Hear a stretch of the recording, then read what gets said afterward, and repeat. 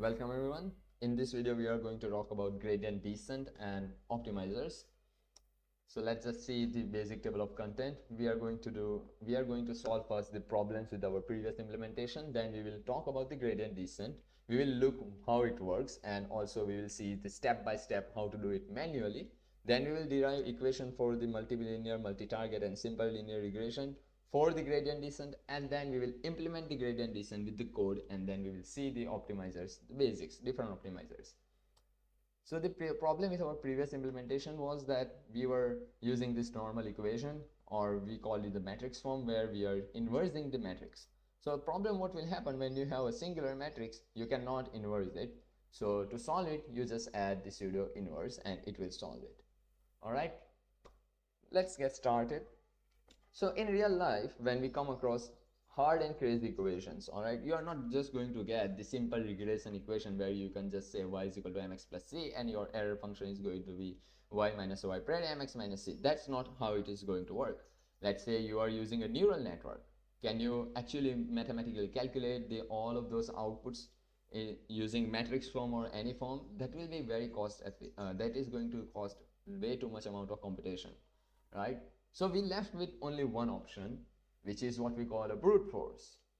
What if, rather than solving the equation, we try a bunch of different values till we find the value which has the lowest cost, right? But again, we cannot just try all possible combinations, so we need something by which we get the idea which value we should use, or we need to narrow down the scope for our brute force, right? We need some sort of range from which we should brute force.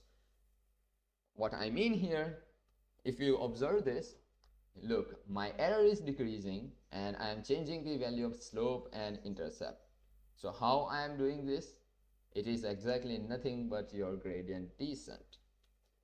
The changing value of your parameter depending on where your error is the lowest. So I have plotted the slope m and c, and here is your m and c. What this 3D graph represent is that your slope, the change in your error respect to your slope and intercept. So given some point of value, let's say 0 to here is n, and here is also 0 to here is n.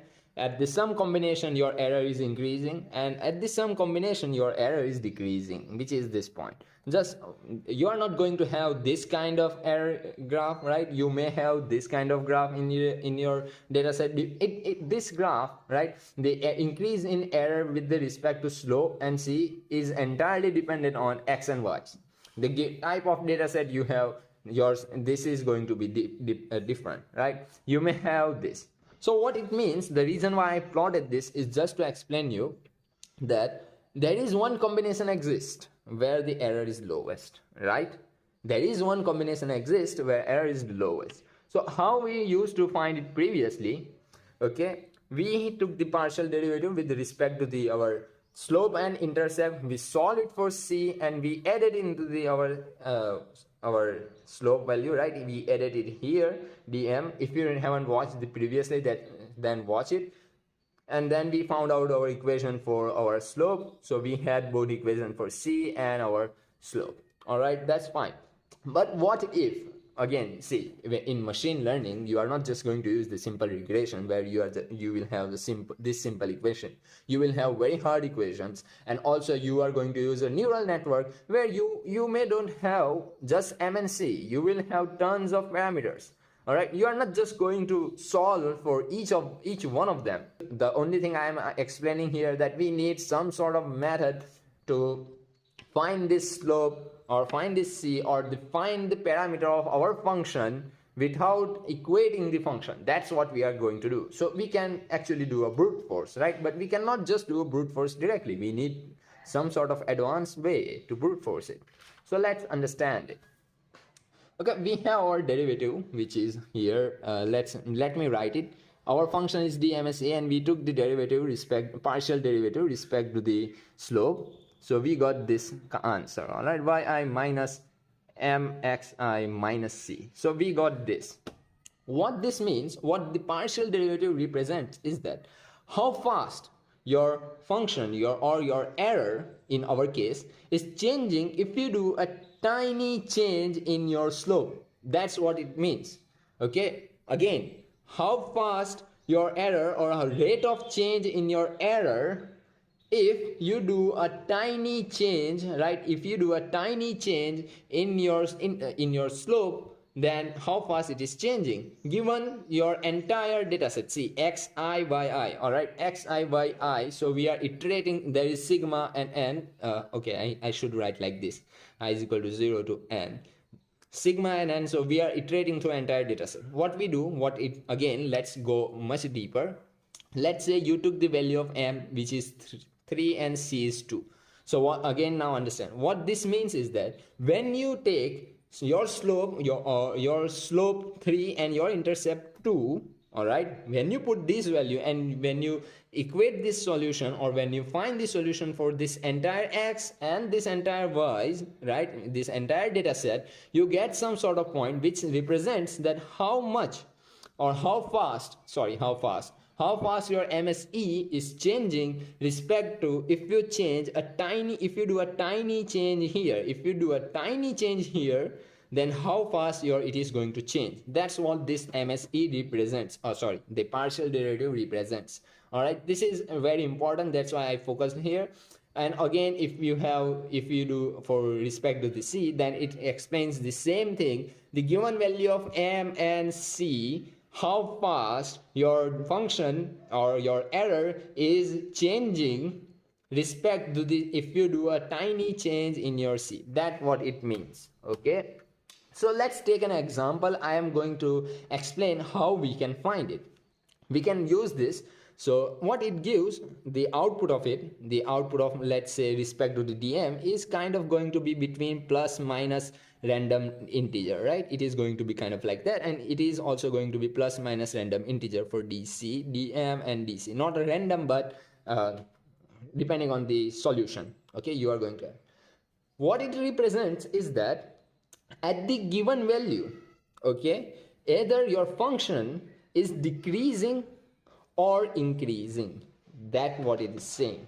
All right, that what it is saying. So let's understand more clearly. This is the backbone for understanding gradient descent and all kind of different algorithm next time as we move on in machine learning. That's why I'm focusing too much here.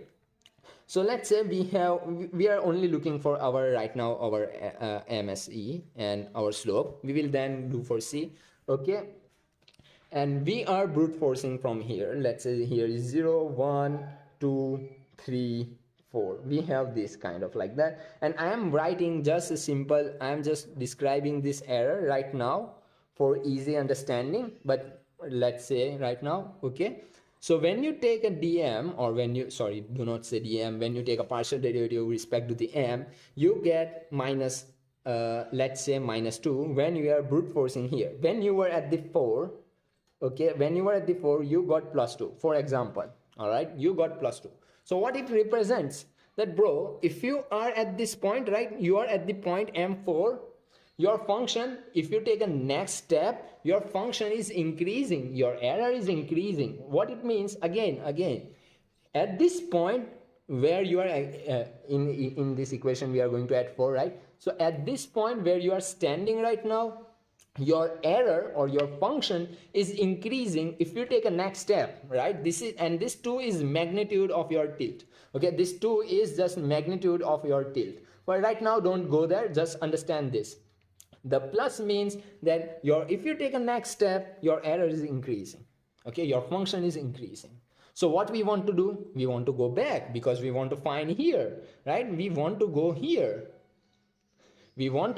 So what we do, we go back. How do we go back? Let's say our current is 4, right? So if we just say in computer, you cannot just say directly go back. So we need some sort of formula, or we need some sort of mathematical representation. That's why. So if we say our current m, which is 4, minus, right, our dm, which is 2. So we end up at 2. Okay. So right now where we end up at 2. So right now we are here. Okay, right now we are here, and this is our optimum point where we need to go. Right now we are here. Okay, and now if we do this again, if we put our slope value is 2 in the equation again, and if we solve it, then it is saying that, bro, -1, or the symbol, it is saying that -1. What it means, bro, if you take a next step, right, if you go next, if you go forward, your error is decreasing. So that's exactly what we want. We want to go more, we want to go forward. How do we do that? How do we tell computer that if there is a minus, you need to go forward? Again, we say m is equal to, we want to add, right? We want to add our step respect to this magnitude. So we can say m plus dm. But the problem what will happen is that our dm, in the case where we want to add up, is going to be in minus, and our original m may be 2. So what we will end up with, we will end up with 1. We will end up with going back, right? So if you add the plus sign here, then it is minus, plus minus minus, plus minus minus, so our result will be 1. So we will end up going back. That's not what we want. We want to go forward, right? So what we can say, we can add minus sign. This sign works in the both case. If there is a plus, then it is working, and if there is a minus, then it will be still working, right? So that's why we have our equation m is equal to m minus dm. The same goes for c, c is equal to c minus dc. Okay, now one problem we have, which I want to explain here. All right, so this is a magnitude, this is the tilt. This does not represent how many steps you need to go. This does not represent how much, if you go there, how far you need to go to have your error decrease. That it is not representing. What it is representing, at this point, right, at this point where you are standing, whether you are standing here, whether you are standing here, what is happening, it is representing that. So what we can do, so we are right now removing it, right, of course, but what will happen if the magnitude gets high, and again this magnitude depends on your data set entirely. If we have to, let's say here is the thousands, so your magnitude is going to be in the thousands, or your dm is, or your differential is going to be in thousands, and it is going to be very hard to compute. So what we do, we divide it with the 100. And again, if you understand what this means, is that a small change, right? If you do a small change, then, so here we need to take a small step, or here we need to take a big step. But just forget, we need to do a small change. If we do a small change, then this is going to happen, right? So how we do? We divide it with the 100 or 1000, however we want. So dm, so again, this is going to depending on your data set. This is going to be depending on your data set. All right, keep that in mind. So what we do, we have a new equation here. So m is equal to m minus dm, we have, right? Or we want to divide it with the 1000, okay? Or to reduce our step size, right? To reduce how far we move on, how far we change our value from 4 minus 2 to, so we don't end up 2 minus 1 or 4 minus 2 to, we don't end up there. So that's why, because what will happen is that if you don't do that, then you will jump here. It will say, bro, if you took next step, if you take a next step, your error is decreasing. So pop, you are going to be here. And again, it says, bro, you need to go back. So you will here. And then randomly you maybe go here. So this doesn't happen. That's why what we do, we regularize it by multiplying it with a random arbitrary number, which reduces it. It may be 100, it may be 0. So if you are multiplying, then you need to use kind of like that, right? So it may be 100, it may be 1000, it may be 500, depends on your data set, and you need to choose it. Okay, we can of course brute force this also, and we can make it algorithm kind of like it automatically does that, which is basically AdaGuard and Adam, but we will go that in later words. Okay, so what we call this, we call this a learning rate. Okay, this is what we call a learning rate. It controls how much you move. It controls how much you move. Okay, so, and also if you say, we are not just going to take a small step all the time. We will be taking step depending on your magnitude. Because if you are here, see, it is going to be little flat here, right? When you are near to your solution, it is going to, your tilt, right? It is going to be a near flat, so your magnitude will be small. So you will, and if you multiply it with this, so you will take a small step. If you are here, right? If you are top here, which is your error is the highest, then your magnitude, it is, let's say, it is kind of like, it just represents how tilt it is, what is the steepness of your function, right? So it is, let's say, what it will be in big values, right?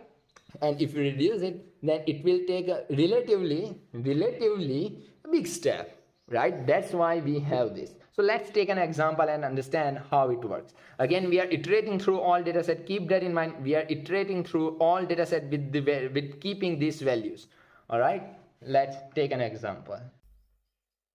I hope you understand that. Now we are going to implement the basic. I'm going to show you the example how it works.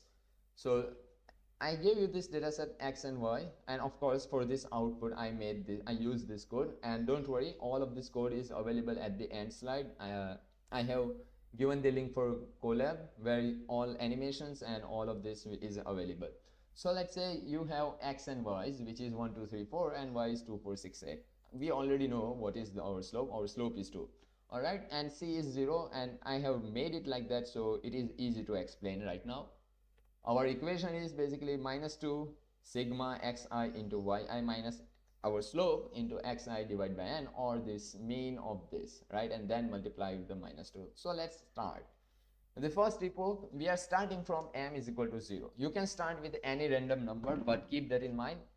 That random number should actually be near to your lowest point, or rather start with the 0. It is fine. Okay, so what we have first xi, so we add xi into yi, which is our 2, minus our slope is 0 right now, right? We selected slope as a 0, so 0 into 1, which what is 1? The x, right? X 1 2 3 4. So we do it for entire data set, and we sum up the see here we are summing up, there is a sigma, so we sum it, we got the 60, right? And now what we want to have our gradient. We want to find our gradient, which is dm, so we need to multiply it minus 2 and we need to take a mean. We multiply it with the minus 2 and we took the mean. Our answer is minus 30. So what it is saying that, bro, the direction you are moving in, your error is decreasing, right? What it is saying that. So what we do, we 0, which is our initial slope, minus our current slope into learning rate. I set learning rate 0.05, so we can get the solution very faster. All right, so what we got, 1.5, and our error was 1.875. Don't worry about this MSE right now. We got 1.5, right? So we use this for next epoch or next try, right? We are again moving through this entire data set, but this time we are using value of slope which we got previously, 1.5, 1.5, 1.5. We have some sort of answer, and you can see our next slope is 1.875, and our error is significantly reduced, right? So now there is the epoch 2, 3, 4, and you can see at the 4 we already reached 1.99, which is basically our 2, right? And epoch 5 we reached exactly 2. So it took only 5 trials, and this works very fast. It actually calculates very fast when your data set is small, but when your data set is big, then it is problematic. So let's derive the equations for our multivariable and multi-target regression. Okay, sorry. Yeah. Okay, so before we go, before we derive the equations, I want to clarify one thing I forgot to explain previously, which is that if you have your error function kind of like that, where your parameter is here, your parameter is here, and your function is here, and it have this kind of curves, right? At some point it is decreasing, at another point it is increasing. So it is, why this happen is because of your x and y's. This is entirely dependent on x and y's. You are sloping or kind of like doing it, and again this x and y's will change, depend. But for example right now, so what will happen if you go with this way? If you are here, right, if you are here and it says you need to go forward and you end up here, then you will never come out, right? But actually your error is the lowest here. So how to solve it, right? So how should we solve it? It is simple. Either you can increase your learning rate, but that gives us with this problem. So better solution is kind of like separate, like batch it up. What I mean batch it up as, so you divide your x and y. So if you divide your x and y, so you are going to have kind of like separate graph for your one batch x1 x, right? And then for another batch x1 half, for example. And then batch 2 for your x and y's, you are going to have this tilt, right? And for another batch you are going to have this tilt. So depending on that, you will find the value which where the error is the lowest. You can do that, and this is kind of what we call a mini batch, right? And also there is another solution, which is we what we do, we rather than doing this, we take a random sample. Rather than moving through an entire x and y at once, we take a random sample. That is what we call stochastic. So, and my pronunciation is not good, but SGD, stochastic gradient descent, right? Yeah, that's what we call it. All right. And also one thing I wanted to clarify, it is not a brute force. Okay, this is the optimization algorithm. The reason why I was keep saying it is a brute force is just to give you the direction to solve. If I wanted to explain you this way, I wanted to explain you the easiest way. So that's why I call it the brute force, that we are moving through the fabric of all your possible combinations and narrowing down using this. That's why I said it. But it is not a brute force, it is kind of optimization, but you can call it a smart brute force if it makes you understand much better. All right. let's let's derive our equation. So what we have in multilinear or multi-output regression is that we will have our y is equal to m1x1 plus m2x2 dot mnx1 plus c. So what we end up doing is we call it x beta, and we group into the matrices where we have multiple y's. If we have multiple y's, y1 y2 y3, and you have y1 2 y2 3 y1 and y2 and like that, and there is your axis, all your x and all your betas is just nothing but your this unknowns, right? Your intercept and all m1 m2 m3, right? So this was our equation. So for error, what we did, we kind of like did like that, y minus x beta whole transpose into y minus x beta. That's what we did, right? E squared, which we end up with saying e transpose e in the matrix form. So let's derive it with respect to MSE, and we want to find this beta because our slope is included. All right, it is included, so we don't need to worry much about that. So we need to find for the d beta. How we do it? Let's just solve it first. Of course, there is sigma, but I am not writing it because it will take much memory in my short-term space, which I don't want. Okay, so see, I forget easily. That's why. Let's yt, right, minus again the rule reversing beta t xt, then we have yx beta, and let's solve it, yty, then ytx beta. So there is going to be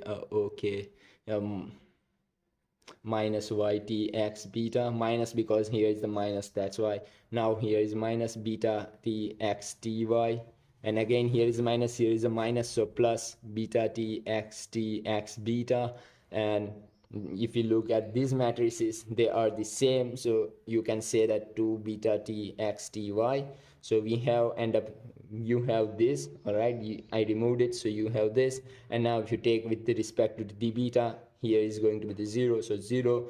Here we have minus 2, it is the beta t, so what we left with xty plus what we have beta t again, and here is another beta, so 2xt x beta, we have that.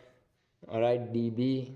So what we have now, if we solve it much clearly, then we get minus 2 ahead, xt is also there, so we remove xt into the common. Of course there is a sigma, and here is going to be xt, no I, but there is a sigma, of course there is a sigma. I am thinking the numpy form, that's why.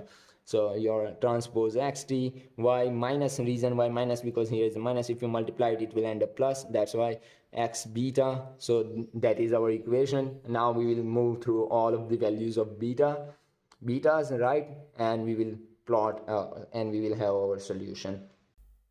So let's code our equations. So let's get started. I have prepared this notebook, so if you are a speedrunner and you can understand the code by just looking at it, then it is fine. But this time I am going to code with you. This is going to be available in the description. You can just directly take this copy from the GitHub. Let's get started. Again, we are importing our basic dataset. I'm going to use the same dataset, and you can see this Snoop. All right, the pip Snoop. Snoop is kind of debugger, auto debugger. You will need it when you are making the algorithm. you, rather than printing everything or rather than logging manually, the Snoop does it automatically. So that's why it is good. You must have that. And here, see, I'm just taking about the data right now, and we will code together algorithm. So we have standard scalar, right? I imported this standard scalar. What it does, it just x minus mean x divided by standard deviation of x. So it makes sure that our data set is, our x is equally distributed. That's what we are doing. And it is very good when you are going to do with the gradient descent, so you do not jump up between the multiple values. All right, so let's run it. You can do it manually or you can use this, either way it is fine. So we have our data set C. For simple linear regression we have x, sx and sy, and for multiple x and y, and for multi-target we have xx and yy. All right, so let's get started. I was actually practicing before we start the video, that's why here is the code. So let's get started. We are going to do with first linear regression, right? Simple linear regression, so we know we just have one x and one y, so we just multiply it without any issues. So let's get started. First we say our m should be 0 initially, self.c should be 0 of course, and let's say def, our fit function, in which we will need to add self, and we will take input as a x, then y, and then learning rate and episodes or epochs. All right, now for, we can already set as 0, so for I in range, all right, what we can say episode, how many runs we are going to do. Okay, I in range. All right, so now let's say our prediction. What I am doing right now, I am dividing this equation into multiple parts, so debugging will be easy. So this is our this is our prediction, right? And this is our error, and then we have our dm. So let's derive first the prediction. What is going to be the prediction is nothing but self.m into, we are going to have x plus self.c. all right, don't do this, let's just say np dot numpy dot. All right, so we have our prediction. Now we find our error, which is y minus prediction. Keep that in mind. If do not change the order here. If you are changing the order here, then this equation is also going to be changed. All right, we got our error, which is going to be error y minus y pred. Now what we left, we need to multiply it with the xi, right? For our dm, we need to multiply it with the xi. So let's say dm is equal to minus 2, right? Minus 2 divided by ln x, right? The amount of sample we have. Let's put it into proper bracket. Okay, yeah. Into what we are going to do, np dot, okay, we have, let's say no need to do np dot when we have exactly np dot sum x in error, x and error, x multiplied by error, sorry. Okay, so we find out our dm, and just basically our new m, self.m, is going to be m minus dm into learning rate, right? Make sure to use brackets like this, so it is easy when you are debugging where you find the error. Okay, here is the problem, self.m. Okay, now for c, we just need to have mean y, right? Self.c. If you remember the equation, what we have to do is nothing but simply minus 2 divided by ln x. You can just opt out this minus 2, because when you are going to combine these two, it is either way it is going to get removed, right? Into np.mean error, right? We are just going to have our error mean.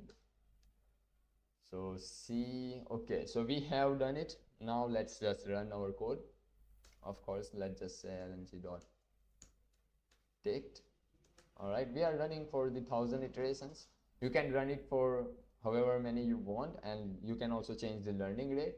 All right, let's run it, and we got our answer, some sort of what it says, 1871, 8671, and there is a problem with the intercept. What is the problem? mp.mean, yes, it is nice, right? minus 2 into our error, np dot mean. Oh yes, we are already taking mean, then no need to divide by ln x. So that was my problem, right? Now okay, so what happened there? This is why we have Snoop. Okay, it is obvious. Of course the error is going to be obvious, but I cannot see it right now, so that's why we are going to use Snoop. Okay, let's run it for only 2 iterations. So our prediction is 0, x array is there, y is there, so y our prediction is, oh, of course m is 0, right? Then error is there, then self.c we are having the minus. Next time we are having the minus. Why it is in the minus? Oh yes, so we done that, but we forgot this self.c minus, right? Self.c minus into dm. So this is what we forgot. Okay, there is some sort of problem. Oh yeah. Yep, now let's run it. Let's remove this Snoop right now.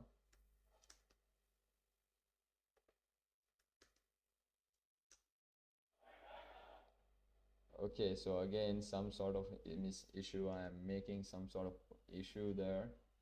np.mean.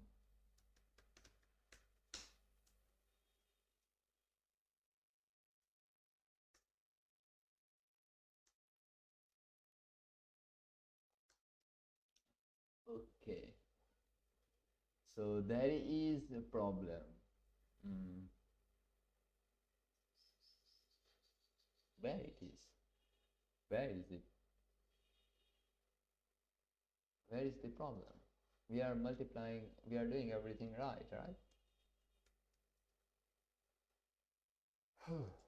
Minus np.mean. Let's actually distribute it rather than going directly. So what we need to do, we must have minus 2, right, divide by our ln x multiplied with our error. That's what we are going to do, or not error, but error sum of the error sum, right? This is what we are going to have, and it's going to be dc. So let's run it, and we are still making some sort of mistake in the c.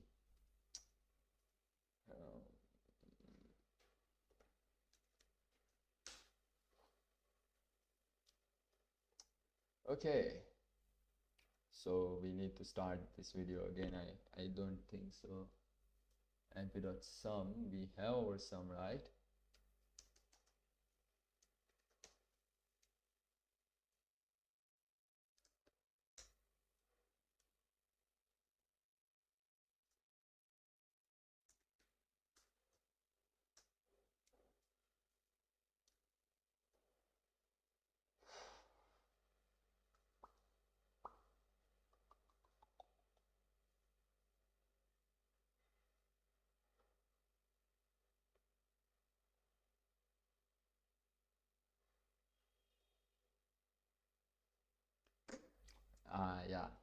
Yeah, all right.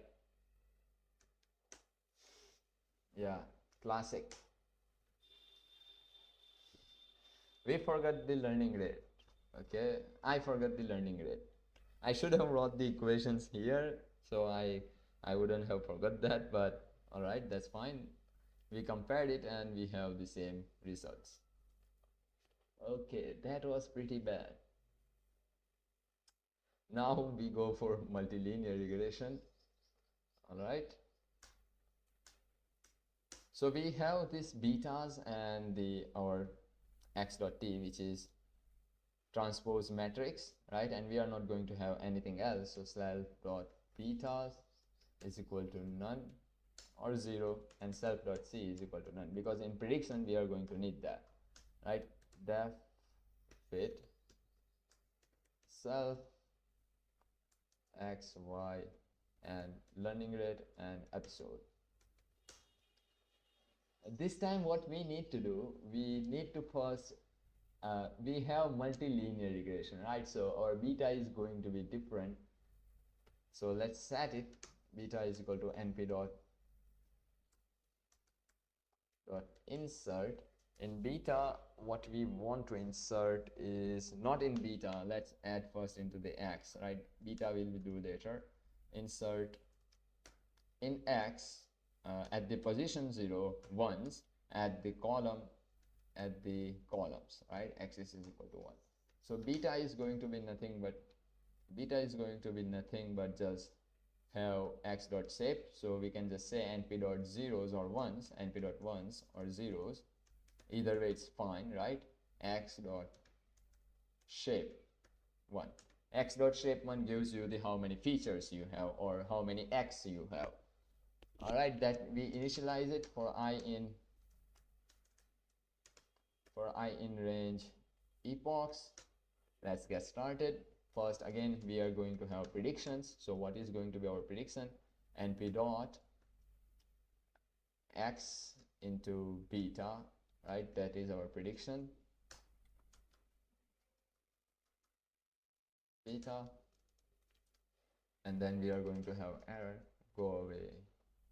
We are going to have our error, which is y minus beta, y minus spread. That's our error. Now what we have, minus 2 dB. So dB is going to be minus 2 divided by ln x, right? Minus 2 divided by ln x. The code is actually the pretty same. All right, code is going to be pretty same. Only change you are doing is you are transposing your matrix, right? We are transposing our matrix. So what we say, np dot x dot t into our error, and there we have it. So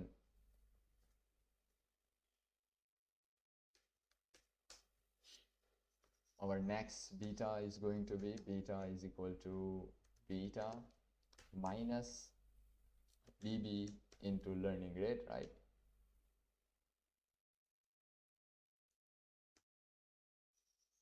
dB into learning rate. Okay, now what I want, self dot beta. These are our dictionary where we are storing our values. So we have at the first position we have added the c, right, in x. So we are going to have c on the first position. So our betas or our slopes is going to be in the next position. So slope is going to be beta 0, and that's all our algorithm is. Now let's run it. And yes, we got our same results. Yeah, so we have our intercept, right? And of course, if you are going to predict, then you just need to do cell y is equal to x beta, right? Y is equal to x beta. So that's all you need to do. Self dot prediction np dot x beta, and you return it. Or you can also say x beta, which is self dot beta. All right, let me just give the function also here. Why I'm speaking orally when I can have a function def predict. How it is going there? Def predict self, and we will take x. So nothing, we need to do nothing, just return self np dot, all right, np dot self dot beta, right, and with the x plus self dot c. So that's our prediction. All right, let's also predict here. Again, we need to run this again, and let's predict ms dot predict. All right, let's predict for same our x and same our x. All right, just predict for our same x. Is there any error? Yes, there is error. Shapes are not matching. Okay, why shapes are not matching? Self dot beta is there. We are just multiplying with the np dot beta is self dot beta. We have our beta there, right? Okay, our x is there. So how the shape is not matching? We are just doing literally what we did before. Oh, sorry, maybe this.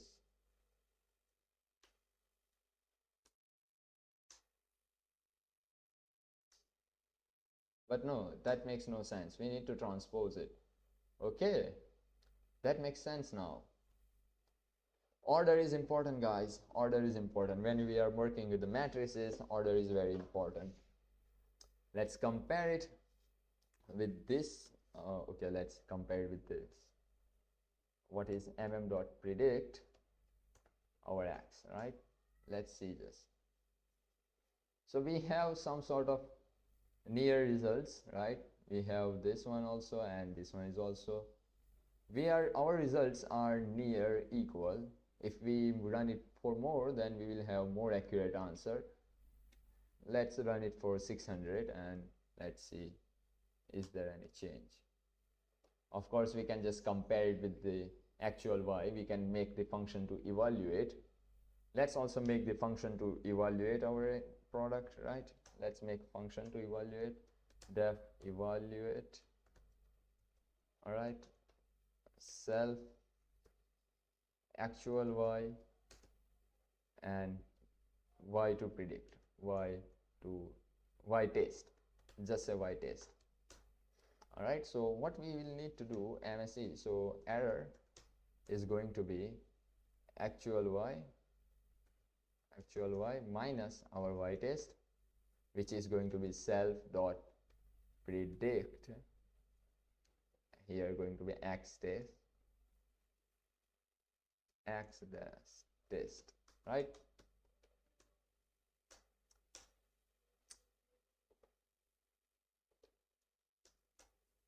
And for MSE, we are just going to square them, but rather, all right, let's just square them. Error into error, but error into error, that's we have. And now what we do, we also do np.sqrt. We are doing root mean square error. All right, we are rooting it, so it is shorter number, it is smaller number, so we can understand much better, right? Np minus, so we have, all right, so that's fine. Print or return, both will be okay. Let's just return RMSE is equal to RMSE. Okay, now let's predict. Now let's evaluate. Function evaluate with what? We need to give first y, actual y, and our test x, which is going to be this. Okay, so our error is kind of like that. We need to take a mean also, np.mean. We need to take a mean. First we square them, then we take a mean, and then we root mean squared, right? So np.mean.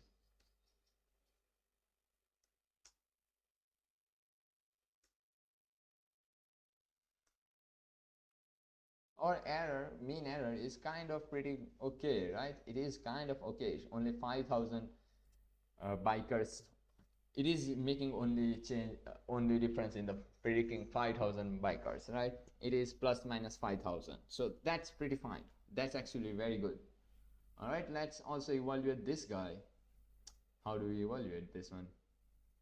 Does it have some sort of evaluate function? It must have score, right? Score.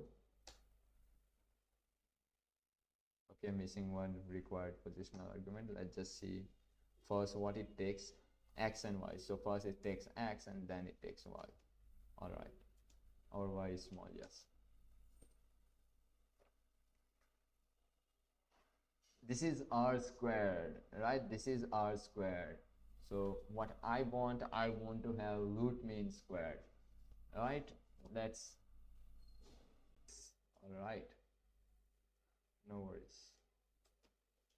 Let's just copy paste and test it out.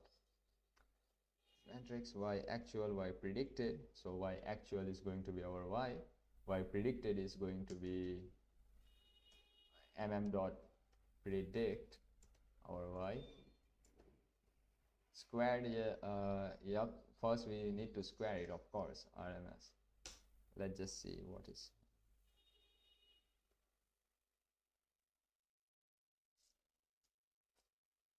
Okay, so we need to reshape our data. Reshape -1. plus 1.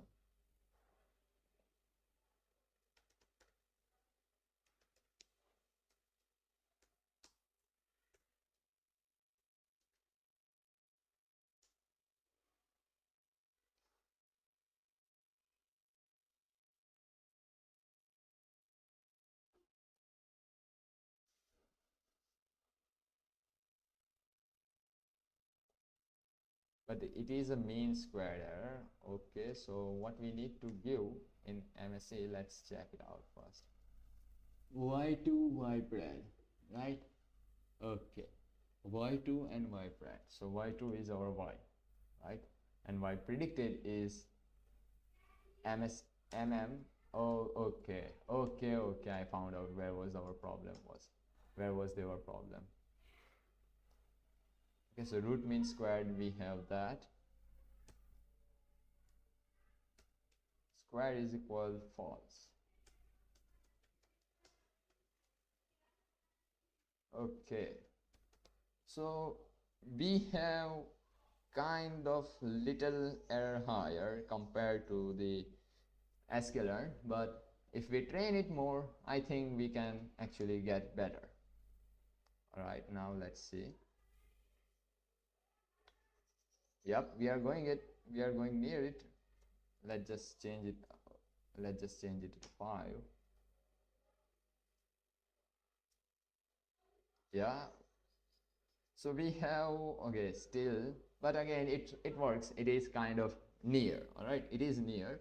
You can train more and it will work. Let's say if I train it for 2000, no, that is going to be very high. Just say 1500s. Right, and let's see. See, sklearn is using that formula. All right, sklearn is not directly doing it. sklearn is not using gradient descent. It is actually using our normal equation. So that's why it is getting answer very quickly and also very accurate. Okay, that was very big number. But again, let's see. All right, so we have finally at exactly as sklearn. So that's nice. Now for multi-target, you can use the previous code. I just did a simple change. What I did here, I separated our self.c's, right? I separated our self.c's from the betas. What I mean, we are also calculating our DC by saying -2y minus error. In short, error, sum of errors, right? That's what we are doing here.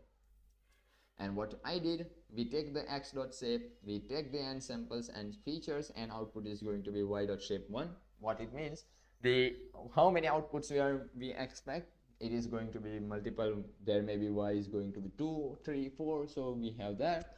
And then in betas, we need to reshape it kind of like that. Features, which is our how many x we have, right? And the outputs, how many y's we have. And here in the C, there are multiple lines, right? Multiple y's mean multiple lines, and if there are multiple lines, then that means there is multiple C's. Of course, you can use previous code, right? And you can add multiple C's into the X, but that is going to be very complicated. That's why I end up with this. Okay, that's why I end up with this code. And if you run that code, you will find we have pretty good predictions. If you compare here, okay, so there is none. All right, we made mistake somewhere, is it?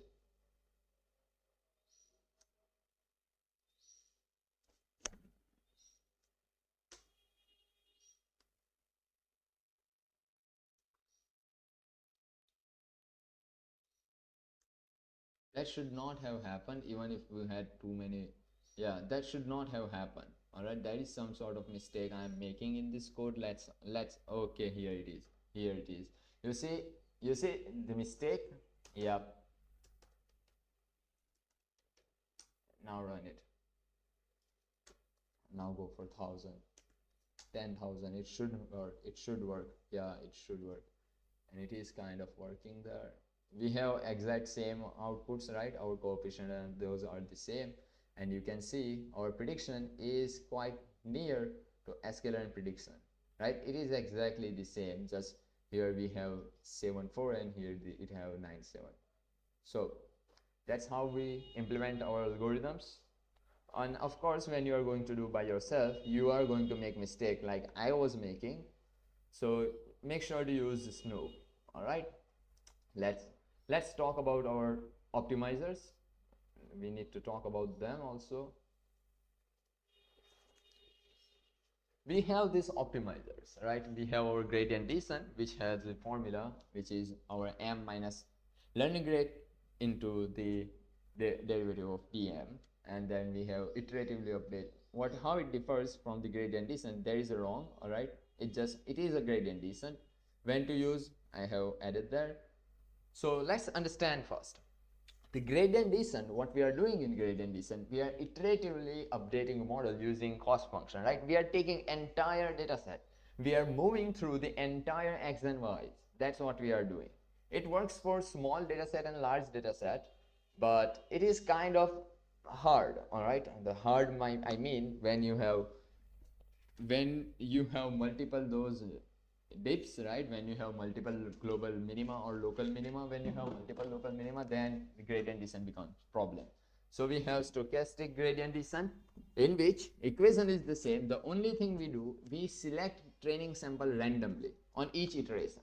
This result in fast variance, and also it saves from stucking into the local minima, right? That's what our stochastic gradient descent is. Then we have mini batch. I explained these two, right? And then we have momentum and Adagard. In Adagard, we have learning rate, which we calculate, which we change as it is. Per epoch, we are changing the learning rate also. So that's actually very good. You see, adapts to the learning rate for each parameter based on historical gradient magnitudes, resulting in larger updates for infrequent parameter and smaller updates for frequent ones. So Adagard is kind of very advanced. And the most advanced one is I have seen was the ADAM, but we will explain this. We will make all of this algorithm from scratch, or sorry, all of this optimizer from scratch in few videos. But right now, next time we are going to make a video on polynomial regression. All right.